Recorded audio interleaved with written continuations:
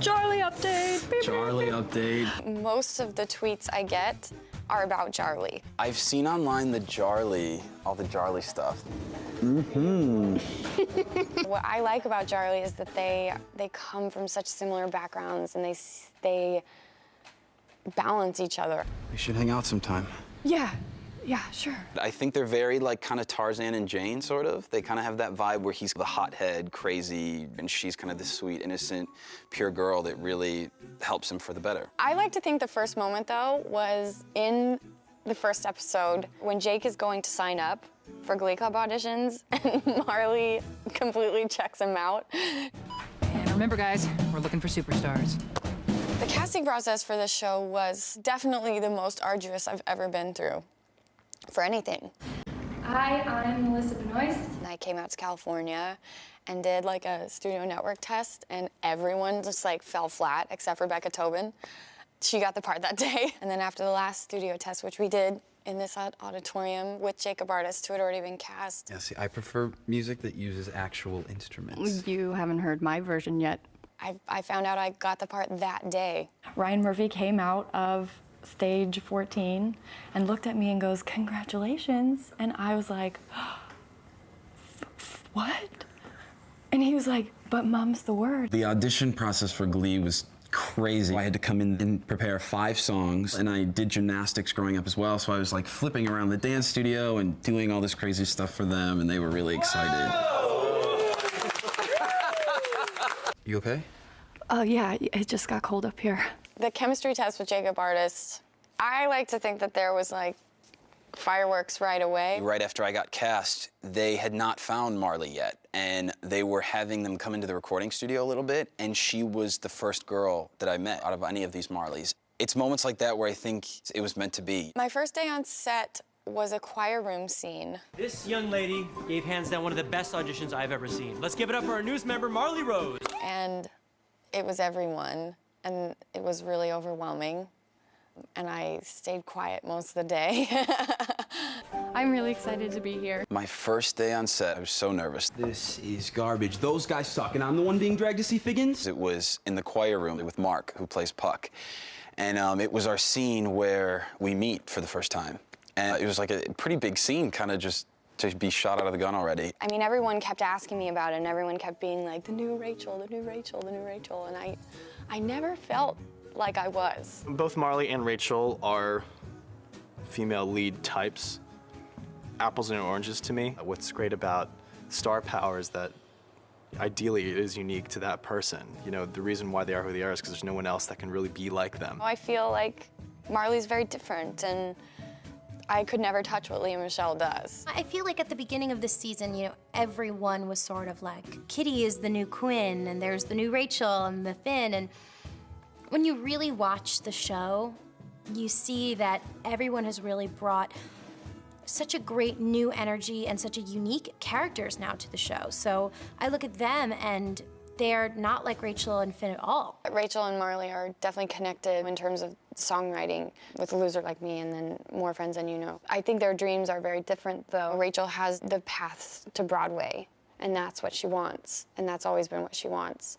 But Marley, in the very first episode, she said she wanted to be a singer on the radio. And that Rachel Berry everybody talks about rode that Glee Club train right to Broadway. Well, I don't want to be on Broadway, though. I want to be a singer on the radio. If I end up with you, should I give up or should I just keep chasing pavements? Chasing Pavements was actually a song I would use for auditions in New York for musicals. So when they gave that to me, I was like, oh, awesome. I'm comfortable with the song. Show us what you got, Just Jake. My first big song on the show was Never Say Never in the first episode. And that was actually the song that I sang for my audition for Glee. And it wasn't written there in the beginning. Ryan had contacted me and said, you know, we're trying to find a really great song for you for this first episode. Do you have any suggestions? And I threw that one out there, and then they ended up really liking it. You can never say never while we don't know when, but time and time again, younger now than we were before. New York State of Mind, the way they go back and forth between Marley and Rachel singing it, I think is really lovely, because they're both in these new, scary places, and I think both of us really conveyed the vulnerability of that in the song. The day that we shot that, Jacob and I did both of our songs. We were both so nervous. Falling in and out. The cast was just really great. I remember afterwards they were like, awesome job. Thank you. Thank you. Glee Club is so lame. What does Shyster have you guys singing? It's Britney Spears week. You Drive Me Crazy, Crazy mashup was such a fun number to shoot. It was still like within 2 weeks of having gotten the job. This whole season, my favorite number, I would say the crazy duet in the bleachers. You know I'm crazy, crazy, crazy for you, baby. The sun was shining and I had my guitar and it just looked so beautiful, and kind of being in that moment and sitting there and realizing, wow, this is actually happening, was really special for me. That was like the first moment I had working on the show where it felt like movie-making magic, because they had the crane and Andrew Mitchell on Steadicam like walking up bleachers. That was the first scene that I felt like Marley opened up a little bit. She's so shy, but in that scene she says, like, I finally found a place where I can belong. I finally found a place where I can just be. And I felt that, and it was nice to share that scene with Jacob. I definitely felt like it was an introduction to Marley and Jake's relationship, so we definitely wanted to make sure that we worked on it and did it as good as we possibly could. I think that was kind of our big moment, where here are these new high school kids, and they're kind of falling for each other. Darling, don't be afraid. I have loved you for 1,000 years. The 1,000 Years is the song that I get the most in interaction about from fans. And I think it was because finally Jake and Marley kiss. That was kind of our first big Jarley moment. You see them just fully let their guards down. Not completely, because she wants to say she loves him and she doesn't. I love the song. I love this song, but it's not right for regionals.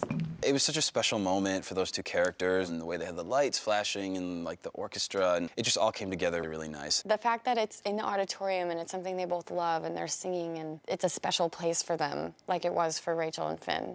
It's weird how routine working on the show is getting, because I know for us when we first started, like, we were just sitting there like nervous about everything, like it was just all super surreal, and it still is, but now it's gotten to be a little bit more of like our job. Well, I was at the Griffith Observatory, and this girl was like shaking and asking me to take a picture with her, and I was like, yeah, of course, what's wrong?